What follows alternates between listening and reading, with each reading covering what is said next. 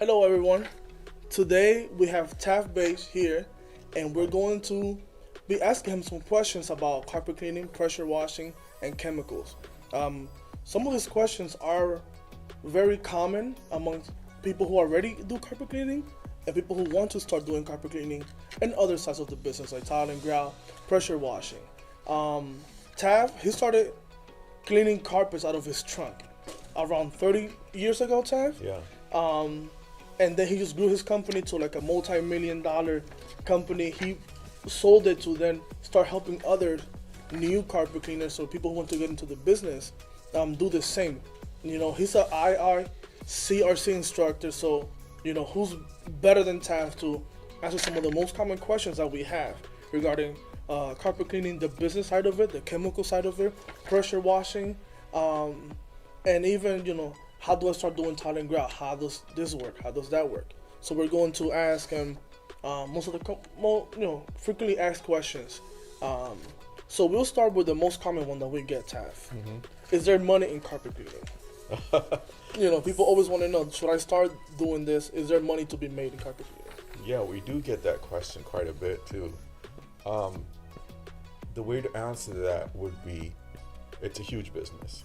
Our industry is like $79 billion industry, and it's not like an optional thing. Cleaning is a requirement pretty much. And with the recent COVID issues and all that, people have become more aware. So the growth is even more than it's been in the past. So yes, it's huge. It's unlimited. It's basically limited to only what you want to grow it at. You don't have to pick the whole industry. You can pick certain segments of it. There's carpet cleaning, upholstery cleaning, tile and grout cleaning, restoration, on and on. Disinfection Endless. now. So there are many things. Yes, it's an amazing business with great margins. Whereas you could start some other kind of business and not have the same margins. With the kind of overhead you have with this, it's extremely low. You can work out of your house. You wanted to start. You don't really need to have a place. You don't have to have money tied into big investments. Even the machines really don't cost anything to start. So that goes right into my next question, Yeah. because we do see this a lot too. So can I start carpet cleaning without prior experience? Yes, actually, I think experience can be good, but in this case, it can also be bad. Because if you have not the right experience and you're doing this, you may not be able to succeed as much. It's better to have like a general background, be good at just, people. Being good at people is probably by far the most important thing. You're a people person. This is the business for you. It's basically about people. It's networking, getting to know people, get your name out there. So I think it would actually be better not to have too much experience, because I think then you might be more of a technician and not be like a business person. So it's better to think of it like a business. Yeah, you'll be working more like a employee than you used to working before. Yes. Also, since we have people coming from different aspects of like people who own restaurants, people who just used Yeah. to be regular workers somewhere else, we get this question a lot too. Can I get decent equipment with a low budget? Right. Can you finance? Can you buy spread Yeah. out? So that's really the trickiest one. And a lot of the things that you see on the internet aren't true, because a lot of people have their own opinions, and they may be trying to promote something, or there's some people who just don't know. Um, but basically, starting this business, it's unlimited where you want to go. Um, can start with like say a $700 portable. You can start with a $50,000 truck mount. But it's like, where do you want to go? What are your plans? Do you want to make side money, or do you want to make a really business out of this and make it a profitable business? So equipment wise, let's just take portables as an example. Carpet cleaning portables, they take a long time to clean, because you have to manually fill the water. You have to manually dump the water. You have to plug them in. You have to take them out of the truck. You have to dump the dirty water, which makes a big mess. they make a lot of noise when you're cleaning. You can't really even think. Um, so there's some challenges with it. Like if I was going to clean like 3 rooms in a hall, it may take me good 3 hours to clean the carpet. Man, it's a lot of work.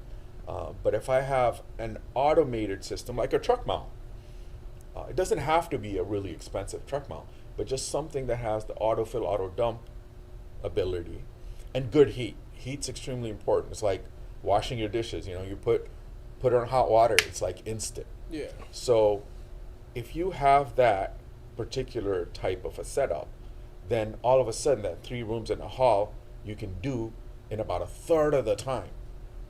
Making you more profit. Yes. Okay. So let's move a little bit, just for 1 second, away from the carpet cleaning. What about pressure washing? Is that a profitable business in your opinion? Yes. So the way to look at it is, you know, there's some indoor guys and there are outdoor guys. Some people enjoy being outside a lot.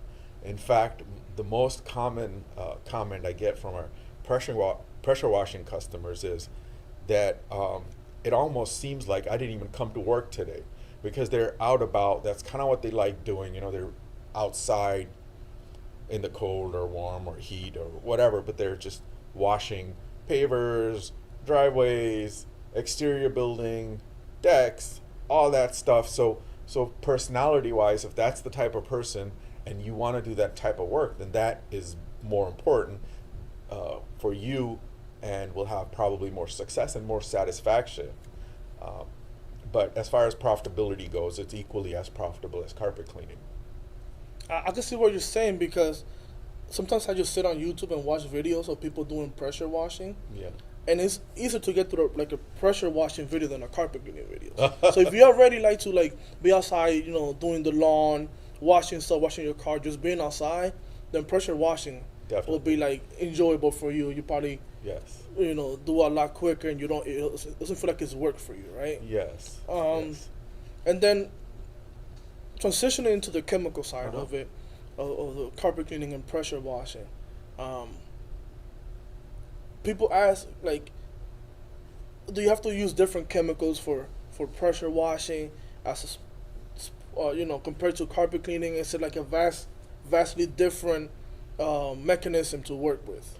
So, yes, the chemicals will be slightly different. For pressure washing, we'd have more like biodegradable chemicals, because things that get on people's grass, on their flower beds, they can cause a lot of damage to the vegetation. Whereas carpet cleaning is a little different. You're actually cleaning, but you're also exposed to it. So as you pre-spray, you know, that's indoors and it'll become airborne. Plus your customer is going to be exposed to it. So it's important to have things that are safe for you to use, for your customers also. But more importantly, remember, you as the carpet cleaner is getting exposed to it constantly. So when you constantly keep getting exposed, your risk is higher than your customer. So it's important to choose chemistry that, in our case, you know, we have food-based chemistry. Things that we make are made from natural sources. Either they come from the ground or they grow on a tree, which is a lot different than most of the other chemicals. So we don't necessarily have to have really strong or crazy chemicals that are bad for the environment, bad for you. They can be natural, organic, food-based, that actually will not cause harm to you, the user, your customer, and still get the job done.